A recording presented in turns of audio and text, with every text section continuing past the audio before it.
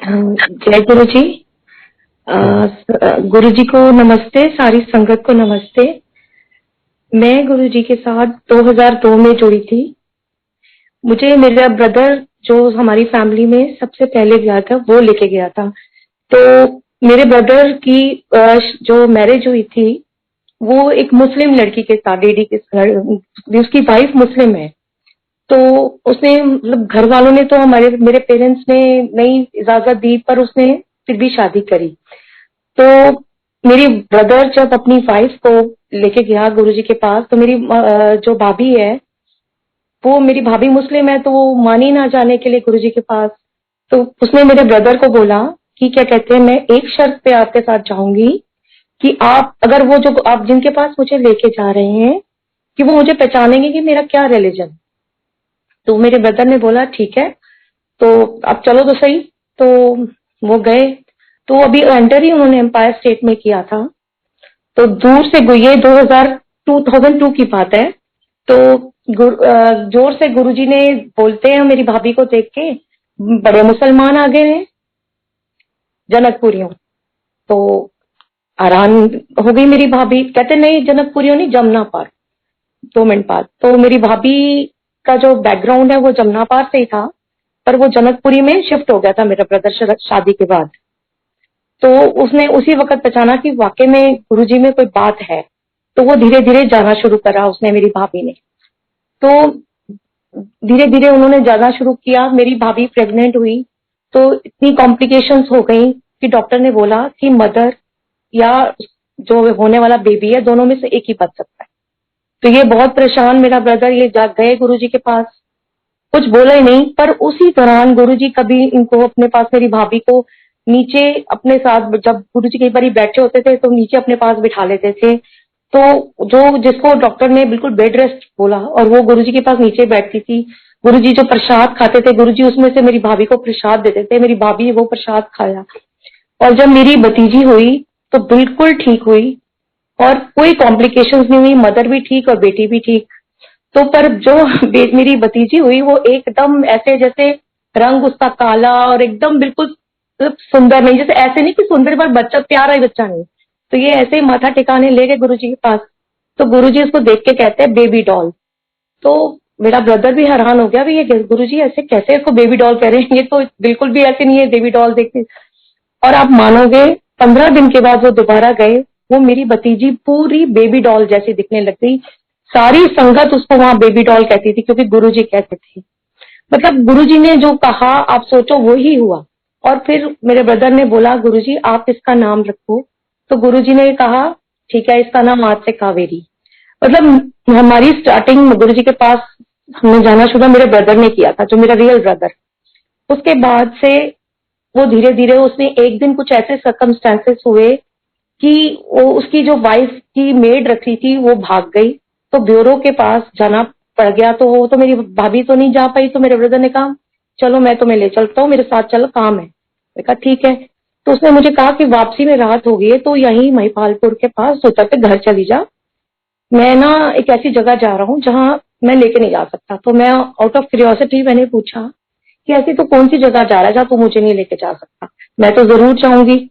तो फिर उसने मुझे छूटते सार कहा चल तुझे आज एक ऐसी जगह लेके जाऊं, एक स्वर्ग होता है जो धरती पे। मैं कहा अच्छा कौन सी ऐसी जगह है।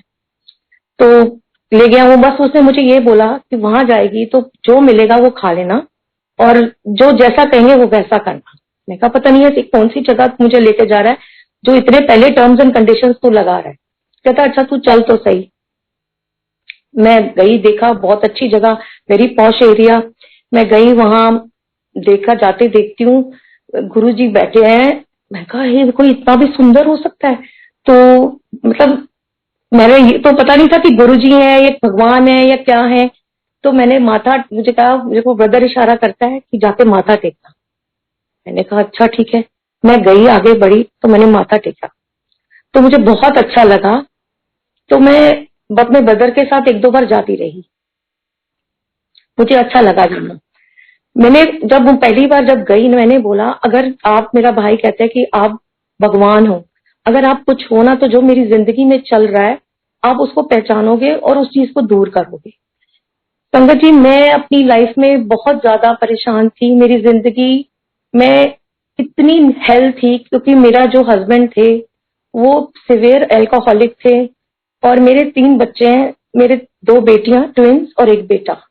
तो जब तक मैं अपने हस्बैंड के साथ थी, उन्होंने तब भी मेरे पेरेंट्स ही मेरी सारी रिस्पॉन्सिबिलिटी लेते थे। वही सब कुछ मेरे घर में बच्चों के कपड़ों से लेके मेरी हर चीज, छोटी मोटी घर का खाना, सब कुछ मेरे फादर ही करते थे। क्योंकि जो मेरे हस्बैंड थे वो कुछ भी नहीं करते थे, ना वो काम करते थे, ना वो कुछ मतलब अपने बच्चों के लिए एज अ फादर भी उन्होंने कभी कुछ नहीं किया। तो मैंने गुरुजी के पास जब मैं पहली बार गई तब मैंने अपने मन में अरदास की कि अगर आप कुछ हो ना तो या तो उस हस्बैंड को सुधार दो मेरे, या उस इंसान से मेरा छुटकारा दिला दो, क्योंकि मैं तंग हो गई, क्योंकि वो बहुत फिजिकल मेंटली बहुत टॉर्चर करता था मुझे।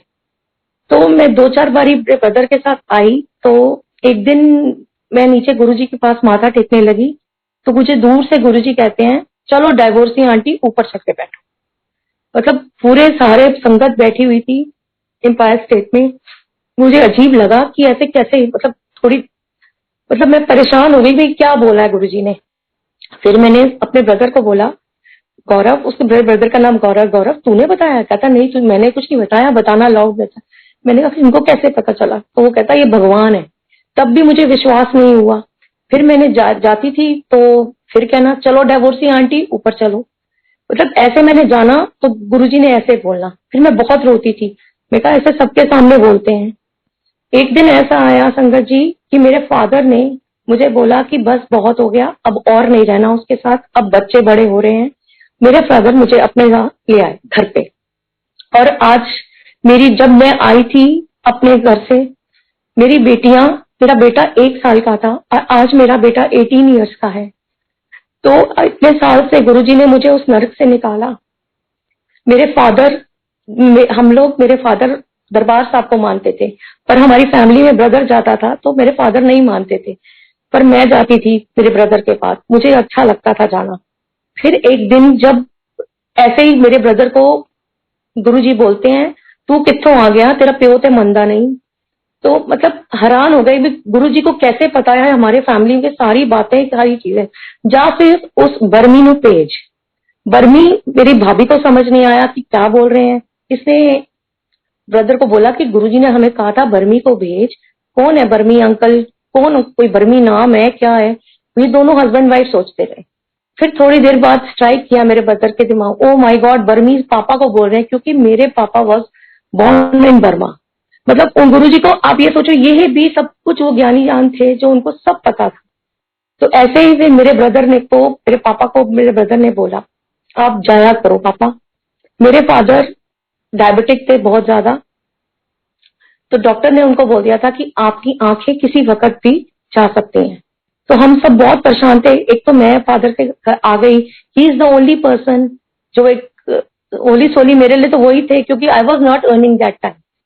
तो उसके बाद मेरे को, हम लोगों को लगा कि पापा की आंखें चली जाएंगी, क्या होगा। तो पर हम ऐसे ही पापा ने गुरुजी के पास आए, मेरे मम्मी पापा आके गुरुजी के पास माथा टेका तो कुछ बोलने लगे, भाई मेरी आंखें, कहते गुरुजी आगे से कई दानी गए होंदा, चलो जाके पीछे बैठो मरवा साहब। ऐसे करके गुरुजी ने मेरे फादर को बोला। तो अगले दिन पापा डॉक्टर को दिखाने गए। जिस दिन अगले दिन अपॉइंटमेंट थी, तो किसी ने दरियागंज में बताया था कि कोई ऐसे डॉक्टर है, वो बहुत अच्छे हैं। तो उन्होंने उसको दिखाया तो वो डॉक्टर कहते हैं, आपकी आंखों को तो कुछ भी नहीं है, मैं अभी ऑपरेशन कर देता हूँ और आप घर चले जाना। पापा ने कहा अभी ऑपरेशन? मैं तो ना पैसे लेके आया हूँ ना कुछ है, तो आप कैसे डॉक्टर साहब, और मैं गाड़ी चला के लेके आया हूँ, मैं कैसे, मतलब कैसे मेरा, मैं चला के लेके जाऊंगा गाड़ी, और मेरी आईज का ऑपरेशन करोगे? तो वो कहते आप चला के चले जाओगे, आपको कुछ भी नहीं होगा, मतलब माइल्ड सा है, ऐसा कुछ भी नहीं है आपकी आंखों में। और उन्होंने कहा पैसे तो बाद में आ जाएंगे, कोई बात नहीं। और आप मानोगे यकीन कि मेरे फादर, उन्होंने उस वक्त पैसे भी नहीं है, और मेरे फादर खुद ड्राइव करके घर आए। और हम हैरान हो गए कि जो बाकी डॉक्टर्स ने, इतने बड़े बड़े डॉक्टर्स ने बोल दिया था कि आंखें चली जाएंगी, और मेरे फादर बिल्कुल ठीक हो गए। फिर अगली बारी गुरुजी के पास पापा थैंक्स करने गए, तो दूर से ही पापा को गुरुजी ने बोला चलो पीछे बैठो। मेरे फादर को पापा हमेशा कहते गुरुजी मेरे फादर को कहते थे आप पीछे बैठा करो जाके। मीन्स ये मतलब है कि गुरु जी को बताने की जरूरत नहीं होती, वो सब जानते हैं हर चीज। और संगत जी, मेरी जिंदगी सब, सॉरी अगर मुझसे कहीं कोई गलती होती है, वैसे तो सबका ही गुरु जी के बिना, पर मेरी जिंदगी में गुरु जी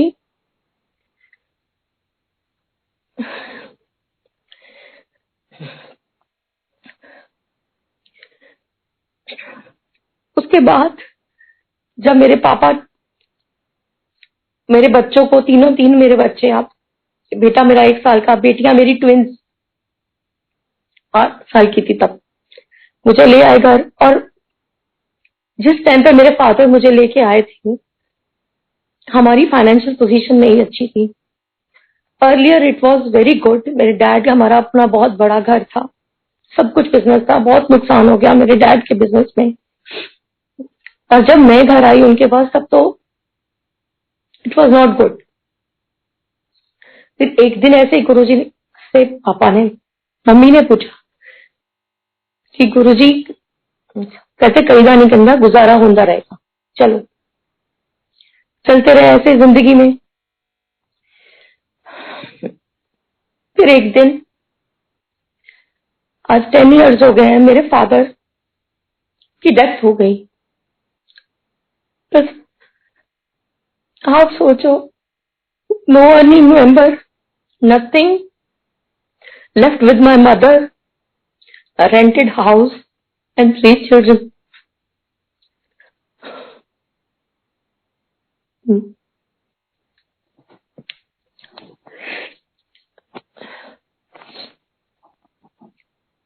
अगर मुझसे कोई गलती होती है तो प्लीज संगत जी मुझे माफ करना, क्यों बोलने में। उसके बाद ये गुरु जी की समाधि लेने से पहले की बात थी। पापा की डेथ तो बाद में, गुरु जी की समाधि लेने से पहले की बात है। गुरु जी लास्ट बारी एक बार मंदिर आए मंडे को, तब हमें सांस मिला गुरु जी से मेरा को। लास्ट में सेगेट संगत, मैंने मत्था टेका गुरु जी, तो कहते हैं मैंने भी सिर्फ मत्था ही टेका है, वो अनपढ़ है, मैंने बहुत समझाया है, वो नहीं मनता मेरे हस्बैंड के लिए। और मैं सोच रही हूँ गुरुजी ने इसे कब समझाया, पता नहीं था ना, पर कहते तेरे सारे कम हो जाएंगे, तू फिक्र ना करी। मैंने माथा टेका, मैं आ गई। और गुरुजी की समाधि लेने के बाद कुछ टाइम बाद मेरे फादर की डेथ हो गई। मैंने कहा गुरुजी अब खुद भी मुझे छोड़ के चले गए, पापा भी चले गए, किसके सहारे, अब बताओ मैं क्या करूं। जिस दिन गुरुजी ने समाधि ली, उस रात की बात है, मेरे मम्मी पापा यहाँ नहीं थे दिल्ली में, मैं अकेली थी। और गुरुजी बहुत परेशान कि गुरुजी चले गए, गुरुजी चले गए, अब मैं क्या करूंगी। मुझे बोल के गए थे जरा सब कुछ ठीक होगा। मैं रात को घर आई क्योंकि घर पे लड़कियां बच्चे अकेले थे। मैं ऐसे ही काउच पे बैठी हुई थी अपने घर पे सोफे पे, रोई जा रही थी, आप क्यों चले गए गुरुजी, आप क्यों चले गए, क्यों छोड़ गए, मैं क्या करूंगी। इतनी देर में गुरुजी मेरे सामने आके खड़े हुए, मैं डर गई। कहते हैं चली रोंदी जा रही है, मैं किथे नहीं गया, मैं ਇੱਥੇ ही हाँ, ਇਹ तेरी कुड़ियां नहीं, ਇਹ मेरी कुड़ियां ने, इन्हां दा ख्याल रखांगा, मैं इन्हां दा विआह करावांगा, सारी दुनिया वेखेगी। और एकदम मैं पूरा पसीना पसीना हो गया, गुरु जी आप यही हो। उसके बाद जब पापा की डेथ हुई, सब चीजें बहुत अपसेट हो गई। रेंटेड हाउस था, लैंडलॉर्ड ने बोलना शुरू कर दिया कि घर खाली करो, मुझे घर खाली चाहिए। कहाँ जाएं हम, क्या करें, समझ नहीं आया।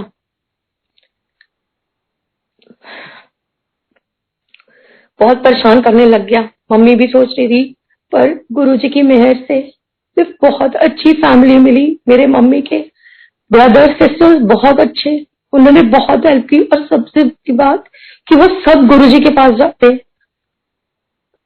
इवन मेरे मामा जी, जो मेरे सबसे छोटे मामा, जब उन्होंने गुरुजी के पास जाना शुरू किया, तो डॉक्टर ने उनको बताया था कि उनके क्लॉट आ गया है ब्रेन में। तो वो गए गुरुजी के पास, उन्होंने माथा टेका, तो गुरुजी ने बड़ी जोर से जाके उनको डांट लगाई, चल तो मैं कोई हड्डी खोल के रखी है, जा पीछे जा। जब उन्होंने जाना माथा टेकने, तो गुरुजी ने यही बोलना, जा पीछे जा। एक दिन मेरे मामा ने दोबारा टेस्ट कराया, तो वो डॉक्टर्स भी हैरान हो गए कि जो क्लॉट उनके दिमाग ब्रेन के आगे था वो कहीं ऐसी जगह पीछे जाके चला गया जो उनको कभी भी डिस्टर्ब नहीं करेगा। तो वो जो पीछे जा बोलते थे गुरुजी, वो उस क्लॉट को बोलते थे। मेरा मतलब ये है कि गुरुजी ने हमारी पूरी फैमिली, मेरे सारे एक्सटेंडेड फैमिली है, सबको इतना ब्लेस किया हुआ है। सब जाते हैं और सारे ही बहुत अच्छे हैं। मेरा ब्रदर, फिर मेरी दो सिस्टर्स भी हैं, एक यूएसए में और एक इधर। जो मेरा जीजा है वो नहीं मानता था, जो ब्रदर इन लॉ है वो नहीं मानते थे बिल्कुल। उनको एक एक्टेरिया नाम की कोई एक होती है, जिसकी वजह से कि पूरी बॉडी में एलर्जी हो जाती थी और वो गले के अंदर भी उनको हो जाती थी, जिसके कारण उनका सांस बंद हो जाता था। तो उनको स्टीरॉइड्स के इंजेक्शन लगवाने पड़ते थे। तो उनके उसके बिना वो ठीक नहीं होते थे, बहुत बीमार थे। तो मेरे पापा उनको बोलते थे, आप बेटे जाया करो गुरुजी के पास, जाया करो, प्रसाद खाया करो, आप ठीक हो। वो नहीं मानते थे। फिर एक दिन वो बहुत बीमार हुए, तो अपने आप मेरी सिस्टर को बोलते हैं कि चलो मुझे गुरुजी के पास ले चल। मंदिर गए,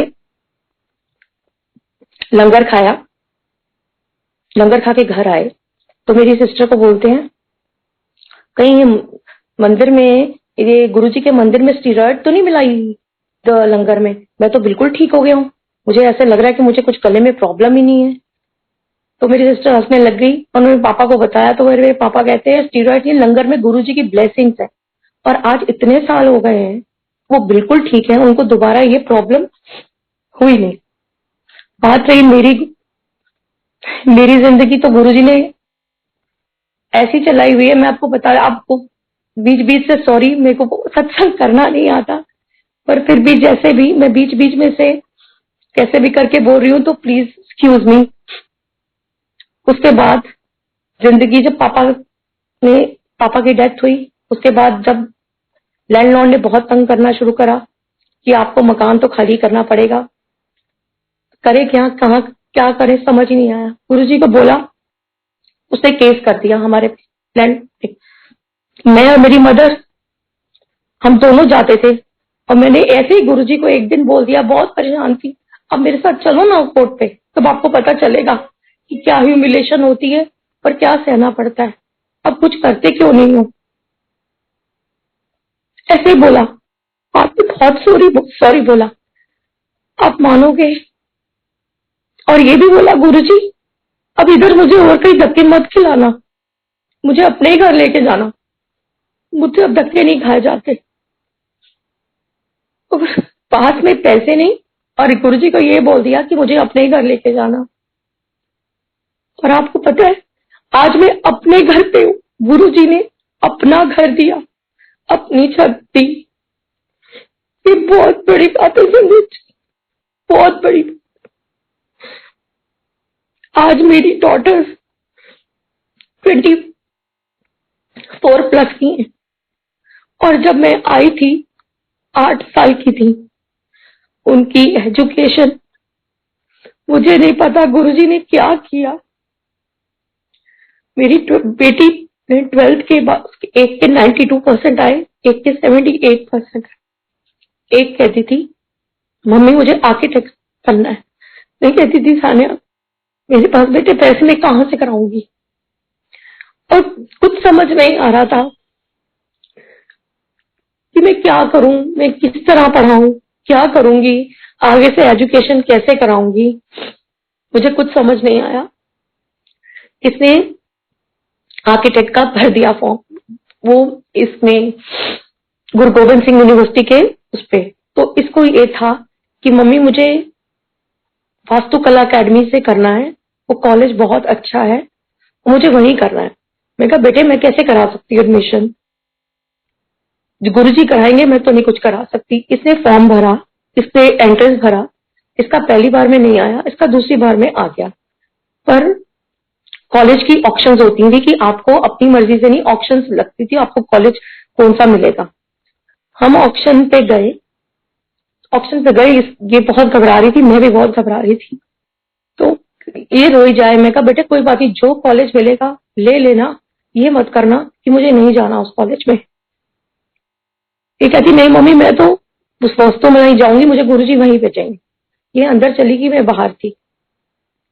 इसका रोल नंबर मुझे याद नहीं, इसका कुछ 390 था और इसके आगे वाली 389 पे। उधर से ऑप्शन आती है वास्तुकला अकेडमी लास्ट सीट। तो एक लड़की उठ गई, इसको लगा अब तो क्या रह गया, ये कहती मैं वहीं रोने लग गई। और मैंने कहा मैं उठ के आ जाऊंगी बाहर, मुझे नहीं कहीं और लेना। तो वो लड़की खड़ी हुई, तो उन्होंने पूछा कहाँ से, उन्होंने कहा पंजाब से। तो वो कहते हैं सॉरी, आउट ऑफ दिल्ली का कोटा खत्म, नेक्स्ट रोल नंबर। और ये खड़ी हो गई। अब देखो गुरुजी ने कैसे इसकी एडमिशन करवाई, मतलब सोच भी नहीं सकते। इसकी एडमिशन हुई और हमें सारी फॉर्मेलिटीज उन्होंने कहा कि आपको 2 दिन के बाद 2 लाख रुपए जमा कराने हैं। अब मैंने इसको बोला सानिया अब क्या करेंगे, अब मुझे कुछ समझ नहीं आया। और उसी टाइम के दौरान कोई गुरुजी का फंक्शन था, मैं मंदिर में बैठी हुई थी, अगले दिन फीस जमा करानी थी। मैं फंक्शन वाले दिन रोई जाऊंगा बैठ के कोने में अकेली, गुरुजी कल क्या करूंगी, मेरे पास पैसे नहीं है, मेरे बच्चे को बहुत मुश्किल से चांस मिला, मैं कैसे जमा कराऊं। आप मानोगे एक फोन आता है,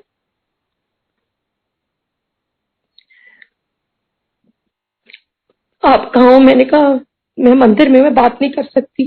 तो आपकी आवाज बहुत रो रही है, रो रहे हो। मैं कहा नहीं नहीं ऐसा कुछ नहीं है, क्योंकि आप रो मत, किस बात की बताओ परेशानी। तो मैंने उनको बताया, तो उन्होंने कहा आप कल आ जाना और आके प्लीज बच्चे की एडमिशन करवाओ, कि कोई भी नहीं करा सकता सिवाय गुरुजी। उसकी मैंने एडमिशन कराई अगले दिन, और वो आर्किटेक्ट, और उसने टॉप किया। 5 साल का कोर्स, 5 साल के को 5 साल उस लड़की ने टॉप किया गुरुजी की मेहर से, और आज वो आर्किटेक्ट। दूसरी बेटी को भी गुरुजी ने, मेरी बेटी से दूसरी बेटी को IIPM से एजुकेशन दिलवाई, उसमें वो भी फर्स्ट डिवीजन में उसने भी पास की। बेटा बहुत अच्छे स्कूल में नहीं जाता था, उसको मैं बचती में कैसे कराऊंगी उसकी एडमिशन, गुरुजी ने उसकी भी बाल भारती में एडमिशन कराई। अब सोचो, और एक पैसे की डोनेशन नहीं, और उसके बाद फीस भी वेवियर करवाई। मेरी सारी जिंदगी, एक एक पल, एक एक सांस सिर्फ गुरुजी और कुछ नहीं। मेरे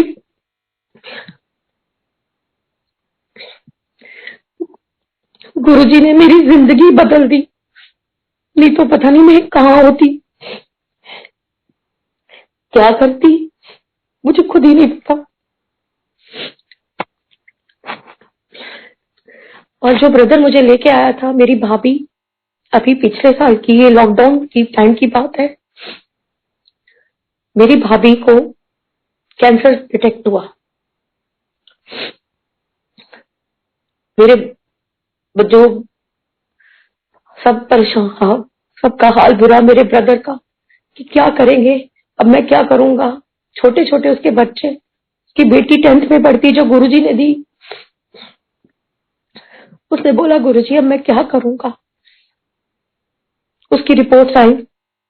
मेरी सिस्टर जो यूएसए रहती है, हमने उसका जो ब्रदर इन लॉ है वो एक सर्जन है, हार्ट सर्जन है, तो हमने यहाँ से रिपोर्ट्स भेजी दिखाने के लिए कि आप किसी और डॉक्टर को रेफर कर दो, फिर दिखा के पता पूछवाओ। तो उन्होंने उसने पूछवाई तो आगे से जवाब आता है कि ज्यादा से ज्यादा 3 महीने, इससे ज्यादा नहीं जी सकती। इधर भी एक दो डॉक्टर से कंसर्न, उन्होंने भी जवाब दे दिया। तो ओवरी का कैंसर डिटेक्ट हुआ था। उन्होंने कह दिया ज्यादा से ज्यादा 3-4 महीने। मेरे ब्रदर का बुरा हाल, बच्चों का बुरा हाल। ऐसे ही मैंने गुरुजी की आगे अरदास की, गुरुजी आप तो रिपोर्टें बदल देते हो, अब कुछ कर दो ऐसा, प्लीज आप मेरी भाभी की भी रिपोर्ट्स बदल दो, वो कर दो। वो फिर चेक करवाने बीएल कपूर गए। मेरे ब्रदर की भी फाइनेंशियल इतना नहीं था स्ट्रॉन्ग। ऐसे ही बीएल कपूर गए तो उन्होंने रिपोर्ट्स दोबारा वही सारे पेट स्कैन वगैरह हुए, तो उन्होंने कहा गुरुजी ने देखो रिपोर्ट चेंज कर दी, कहते हैं ऑपरेशन हो जाएगा, बिल्कुल ठीक हो जाएगी। सुन के मेरे ब्रदर इतना खुश हुआ, हम सब इतने खुश हुए, गुरुजी को थैंक्स किया।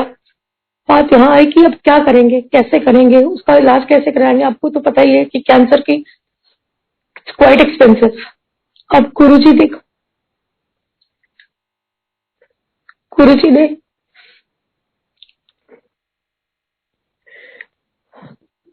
गौरव अंकल के जरिए मेरी भाभी का पूरा ऑपरेशन का जितना एक्सपेंस आया था सब उन्होंने किया, बहुत हेल्प की। और आज मेरी भाभी बिल्कुल ठीक है। अभी उसका दोबारा पेट स्कैन हुआ है, डॉक्टर कहती है उसको केक काटो, कमाल की रिकवरी हुई है तुम्हारी। ये कौन कर सकता है सिवाय गुरु जी के, कोई भी नहीं कर सकता। उन्होंने पूरी हमारी फैमिली को कैसे संभाला हुआ है मैं बता नहीं सकती। मेरी एक्सटेंडेड फैमिली को भी, मेरी मासी को भी उन्होंने लाइफ दी, उनको भी न्यू लाइफ दी। मेरी मम्मी जिनके साथ मैं रहती हूँ उनको, ये तो भी रिसेंटली बात है, 3 दिन पहले, शी इज ऑल्सो डायबिटिक। 3 दिन पहले की बात है, मैं उससे दूसरे रूम में बैठी सोई हुई थी, तो मेरी मम्मा ने सुबह एकदम सिर्फ ब्रेकफास्ट खाया और अपनी इंसुलिन पूरी लगाई हुई, और उन्होंने कुछ खाया नहीं दोपहर को, और ऐसे सो गई होंगी। मैं अपने उस कमरे में थी, तो मम्मी कहती मेरी पूरी बॉडी, मेरी मदर की करे बिल्कुल ठंडी हो गई, पूरी स्वेटिंग और हार्ट सिंक होने लगा। कहते मैंने को लगा मैं गई, आवाज मारने की भी हिम्मत नहीं। गुरुजी को बोला कि गुरुजी मेरे बच्चों को, मेरी बेटी बिल्कुल हो जाएगी, अभी मुझे जिंदगी थोड़ी सी दे दो। इतनी देर में गुरुजी ने हिम्मत पकड़ी, कहते मम्मा मेरे ऐसे जैसे किसी ने मेरा हाथ पकड़ा और ले जाके प्रसाद दिया, प्रसाद खिलाया। और मेरा कहने का ये मतलब है कि गुरुजी तो सबसे प्यार करते हैं, सबकी जिंदगी चलाते हैं, सब कुछ करते हैं, भगवान है। पर मेरी जिंदगी का एक एक सेकेंड, एक एक पल, एक एक सब कुछ में बहुत सिर खाती हूँ गुरुजी का ना। गुरुजी ये प्रॉब्लम है, गुरुजी आज ये जलना है, आज ये करना है, आज ये। तो गुरुजी के बिना नहीं सोच सकती। आज अगर मेरी जिंदगी में गुरुजी नहीं होते तो मैं कब की मर चुकी होती। मेरी जिंदगी कुछ और होती। आज मेरी जिंदगी में गुरुजी ने अपना घर, मेरे बच्चों की जॉब, मेरी जिंदगी को बिल्कुल जिसे ऑपोजिट कहते हैं ना, वो कर दिखाया। और और इतनी हेल्प मेरी कौर अंकल ने बहुत हेल्प की। बच्चों को, मेरे बच्चे को पल पल हेल्प करी हर तरफ से। गुरुजी ने उनको भेजा, जब गुरुजी ने उनको भी कहा कि तेरी जिंदगी गुरुजी की देन है, मेरे बच्चों की, मेरी, कि मुझे सारे इतने अच्छे रिश्ते दिए कि आज मैं चल रही हूँ अभी तक। अदरवाइज जो मेरा मेंटल स्टेटस था, मुझे नहीं लगता था कि मैं जी पाऊंगी। कि मेरे बच्चों को, 3 बच्चों को लेके आना, और उसके बाद कोई भी नहीं, क्योंकि मुझे नौकरी के लिए गुरुजी ने मना किया था। ऐसे ही मैंने एक दिन गुरुजी को बोला, गुरुजी मेरी एजुकेशन तो बहुत है पर मुझे नौकरी नहीं मिलती। तो कहते हैं आगे से राधा स्वामियों ने कोई लोड़ नहीं नौकरी करन दी। उस दिन के बाद से मैंने नौकरी ढूंढी नहीं, क्योंकि गुरुजी ने मना किया था कि नौकरी नहीं करनी। अब वो क्यों नहीं करनी ये गुरुजी को पता है, पर मैंने उसके बाद से नहीं सोचा भी नहीं कि मैं कोई जॉब करूंगी, क्योंकि गुरुजी ने मना किया था। आज मेरी जिंदगी मेरे गुरुजी की वजह से है और बहुत अच्छी है। मेरे बच्चे, मेरी डॉटर्स वेल सेटल्ड है। मेरी एक डॉटर का आर्किटेक्चर कंपनी में लगी हुई है, दूसरी डॉटर भी एक एचआर में कंपनी में है, गुरुजी की मेहर से। बेटा 12th में है। मैं गुरुजी का थैंक्स तो कर ही नहीं सकती, वो तो सोच भी नहीं सकती। थैंक्स तो इंसान कुछ चीजों के लिए करता है, मेरे तो कुछ कोई इस बात का आंसर ही नहीं है। मेरी जिंदगी गुरुजी की देन है। अभी भी कई बार ऐसा होता है। अभी मुझे पीछे लॉकडाउन में मेरी डॉटर जो आर्किटेक्चर कंपनी में थी, उसने कंपनी वालों ने उसको ले ऑफ कर दिया। कहा कि अभी हम सैलरीज नहीं दे सकते, तो आप प्लीज अभी के लिए कुछ टाइम के लिए ले ऑफ हो जाओ। तो बहुत अपसेट हो गए थे हम, क्या करेंगे अब, जॉब क्या करेगी। बेटी भी बहुत परेशान थी। तो कुछ दिन तक, कुछ टाइम पहले मुझे मेरी बेटी कहती है, मम्मी वो पता है मेरे गुरुजी रात को सपने में आए हैं, आके मेरे इधर, मेरे दो, इसके ऑफिस में 2 बॉस थे, 2 बॉस हैं, बीच में गुरुजी बैठे हुए हैं, एक बॉस इधर एक बॉस इधर। तो कहती मैं अंदर कमरे में बोलती, गुरुजी आप मेरे ऑफिस। कहती गुरुजी कुछ नहीं बोले, बस कितनी देर तक बैठे रहे। तो कितनी देर बैठ जाने लगे तो मुझे जाते हुए कहते हैं और पतली ना हुई हो। वो बहुत पतली है, वो खाना डाइटिंग करती, खाती नहीं है खाना। कहते हैं इसको और पतली ना हुई। अब कुछ 2-4 दिन पहले की बात है, इसके कंपनी से फोन आ जाए कि आप जॉब पे वापस आ जाओ। तो वही रोज से उस दिन मुझे बता रही है, देखो मम्मी गुरुजी आके कैसे आके मेरी जॉब को भी ब्लेस कर गए हैं। दोबारा मुझे उस कंपनी में बुला लिया गया। तो हम बता भी नहीं सकते कि गुरुजी क्या क्या करते हैं हमारे लिए, आउट ऑफ द वे जाके भी सब कुछ करते हैं। क्योंकि मैंने उन गुरुजी को बोला, गुरुजी मैं, पता है मैं आपका बहुत सिर काटती रहती हूँ, सारा दिन आपसे कुछ ना कुछ बोलती रहती हूँ, पर मेरे तो आप ही सब कुछ होना, मुझे ही आपको ही बोलना है। और आप मानोगे कि मैं 1 मिनट में एक बात चीज में जिस दिन बोची को बोलती, अगले कुछ मिनटों में वो चीज वही होती है। मैं कहती हूँ गुरुजी मैं आपको इतना तंग करती हूँ और आप कितनी जल्दी मेरे लिए सब कुछ कर देते हो। सॉरी, मैं आपको बहुत तंग करती हूँ गुरुजी। थैंक यू मंदिर स्ट्रेस के लिए, थैंक यू सत्संग करने